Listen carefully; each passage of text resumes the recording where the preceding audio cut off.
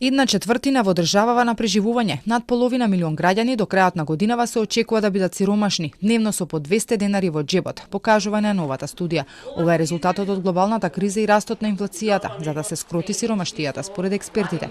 Освен постоечките, потребни се и нови мерки, затоа што состојбата е алармантна. Значи четвртина држава, односно и повише од четвртина држава, ќе живеат во умерено сиромаштво. Или само ќе имаат пари за храна? Само за преживување, да.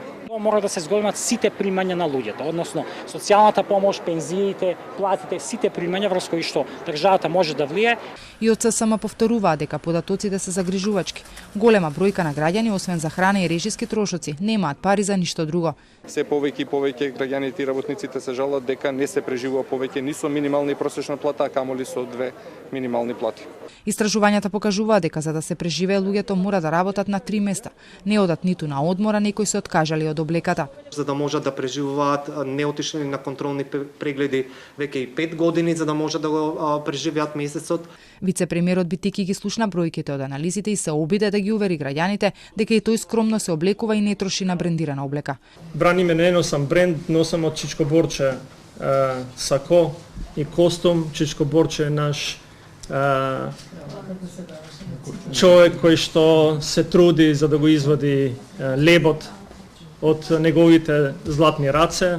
Очекувањето е јас да ги толкувам бројките, нема да ги толкувам бројките. Затоа што ќе треба да влезам во конфликт со луѓе за бројки и можеби да ја кажам вистината дека не е таа која што у некои бројки има, ама таа боли. И тоа не е убаво, затоа што не е очекување на еден политичар да каже вистината. Затоа што очекувањето во нашата држава на политичарите е да лажат. Од Организацијата на работодавачи се надева дека сиромаштијата ќе почне да се намалува, а состојбата да се подобрува. Во изминатиот период цените значително пораснаа, за да се ублажи ценовниот шок. Владата одлучи да ги замрзне, но од друга страна го зголеми ДДВ-то за околу 1000 производи, а ќе поскапат 1500 витамини и суплементи кои се користат во исхраната, но и цигарите.